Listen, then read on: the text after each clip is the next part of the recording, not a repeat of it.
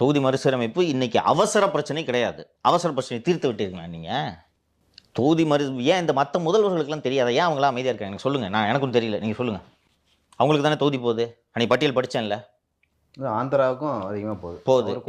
இன்னொன்று ஆந்திராவில் இருக்கக்கூடிய தெலுங்கு தேசம் கட்சியின் ஆதரவில் தான் இன்னைக்கு மத்திய அரசு நடக்குது. விட்டுருவாரா சந்திரபாபு நாயுடு? உடனடியாக இந்த டென்யூரில் வராது, 29 வரைக்கும் வராது. ரைட்டுங்களா? வந்தால் நாயுடு சும்மா இருக்க மாட்டார். அவர் ஊரில் தொகுதி குறைஞ்சிச்சுன்னா பரவாயில்லன்ட்டு அவர் சொல்கிறது அந்த ஊர் மக்கள் ஏற்றுக்கிட்டு இருப்பாங்களா? அப்போ உடனடியாக வராதில்ல, 29 வரைக்கும் வராதில்ல. இப்போ எதுக்கு எடுக்கிறீங்க? மோசடி தானே இது. இப்போ தெரியுதா எவ்வளோ இது பண்ணுறாங்கன்ட்டு. இப்போ தெலுங்கானா முதல்வர் ஏன் அமைதியாக இருக்கிறார்? பினராயி விஜயன் ஏன் அமைதியாக இருக்கிறார்? சித்தராமையா இவங்கெல்லாம் நேரடியாக பிஜேபியை எதிர்க்கக்கூடியவர்கள் இல்லையா? இடதுசாரிகள் மற்றும் காங்கிரஸ். அவர்களுக்கெல்லாம் தெரியாமல் நீங்கள் ஏன் இவ்வளோ அவசரமாக போடுறீங்க? இவங்க நரேட்டிவ் செட் பண்ணுறாங்க. எல்லா கட்சியும் எப்படி அதில் உழுது பார்க்குறீங்களா? இது ட்ராப்புன்னு நான் பார்க்குறேன். அது வரும்போது வரட்டும். இன்றைக்கி என்ன அவசரம்? ஏனென்றால் நீங்கள் மக்கள் பிரச்சனைகளிலிருந்து கவனத்தை திசை திருப்புவதற்காகத்தான் இந்த மறுசீரமைப்பு பிரச்சனையை கையில் எடுத்திருக்கிறீர்கள். மாநில உரிமைன்னு சொன்னால் மாநில உரிமை விட்டு கூட்டுன்ட்டா யாரும் பேச போகிறாங்க? எல்லாரும் ஆதரிச்சாகணும் இல்லையா? இதற்கான அவசியம் இப்போது என்ன? அவசரம் என்ன? இல்லை சீமான் எடுத்த நிலைப்பாடு தான் எனக்கு சரின்னு தோணுது. தமிழ் மாநில உரிமைகளுக்காக பேசக்கூடிய நாம் தமிழர் அமைப்பு நீங்கள் ட்ராமா பண்ணுறீங்கன்னு தெரிஞ்சுக்கிட்டு தான் நாங்கள் இதில் கலந்து கொள்ளவில்லை என்ற நிலைப்பாட்டை அவர் எடுத்திருக்கிறார் என்று நான் புரிந்து கொள்கிறேன். நாங்கள் பல போராட்டங்களை தனித்து தான் செஞ்சுருக்கோம். இப்போ இதே கருத்தை இவங்க இப்போ தான் பேசுகிறாங்க. நான் 2003ஆம் ஆண்டே நான் இதுக்கு அறிக்கை விட்டு இந்த கருத்துக்கு எதிராக நான் பேசுனது இருக்கு. அரசு முன்னெடுக்கிற இதை எப்போவுமே நான் இந்த கட்சிகள் ஆட்சிகள் இந்த கருத்துக்களை நான் நம்புறதில்லை. ஏன்னா நீண்ட காலமாக நம்பி ஏமாந்த ஒரு இனத்து கூட்டம் நாங்கள். அதனால இதே கோரிக்கையை வலியுறுத்தி நாங்கள் தனித்து தான் போராடுவோம். அந்த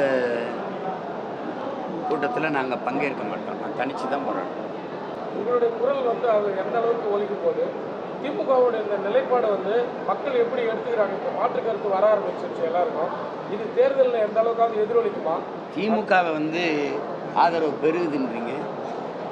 நான் எந்த அளவுக்கு ஒழிக்க அந்த காலத்திலிருந்து எதிர்ப்புக்கான ஆதரவு இதுக்கு பேசி யார் திமுக இந்த இதில் தொடர்ச்சியாக வஞ்சகம் செய்யும் நாடகம் போடும். இன்னைக்கு தேர்தல் வர்றதுனால பேசுகிறீங்க. உங்களுக்கு தெரியாதா? இந்தி எல்லா இடங்களையும் திணிக்கப்பட்டது தெரியாதா? நீங்களே இந்தியில் பேசி வாக்கு கேட்கலையா? இத்தனை முறை மேலே ஆட்சியில் இருந்தீங்களா? கட்டாய இந்தி திணிப்பை தடுக்கதா வேலை செஞ்சீங்களா? சொல்லுங்கள்.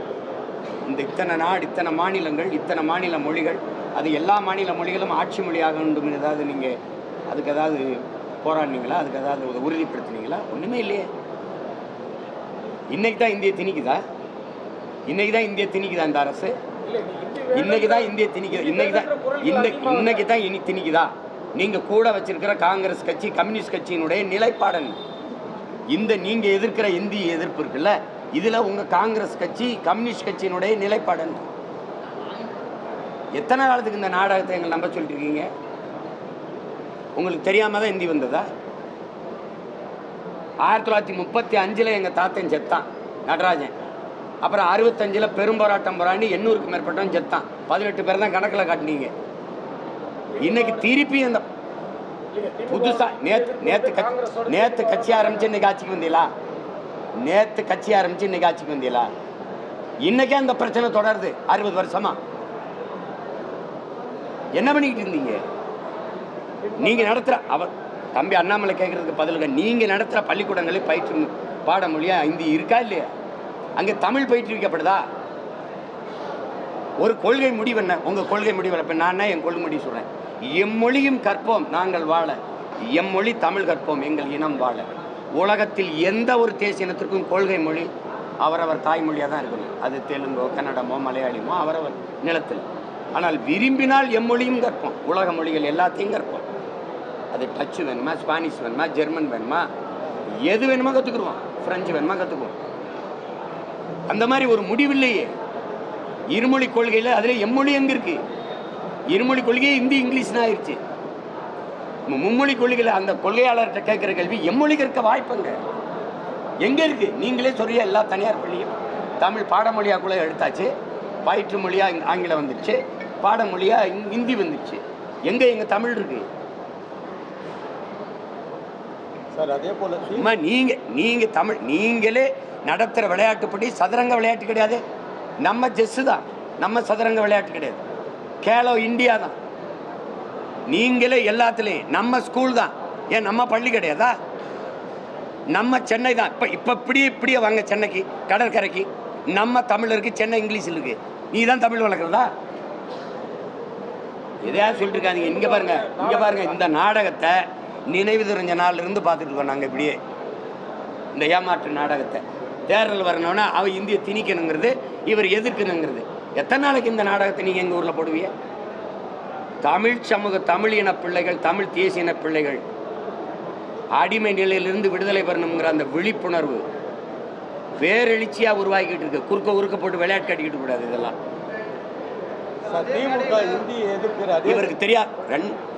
இந்த மக்கள் தொகை அடிப்படையில் தொகுதி பிரிப்புங்கிறது எப்போ வந்தது சொல்லுங்க.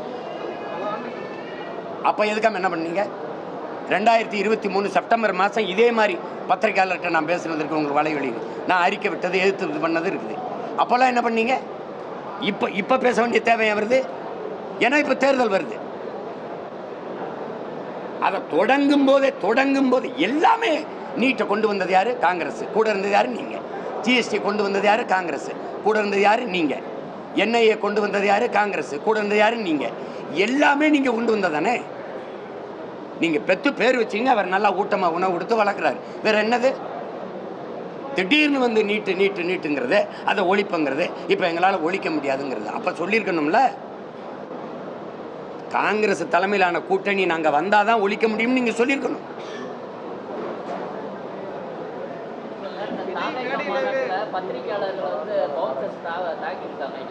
தொடர்ந்து எல்லா அரசியல் ப்ரோக்ராம்லையும் அந்த மாதிரி பத்திரிகையாளர் தாக்குதல் வந்து தொடர்ந்து நடக்குது. அது ரொம்ப வருந்தத்தக்கது. அது யாரும் அதை வரவேற்க முடியாது, வருந்தத்தக்கது. அதுக்காக நான் அந்த செயல் ரொம்ப தவறானது, அதுக்கு நான் வருந்துறேன். அது நடந்திருக்கக்கூடாது.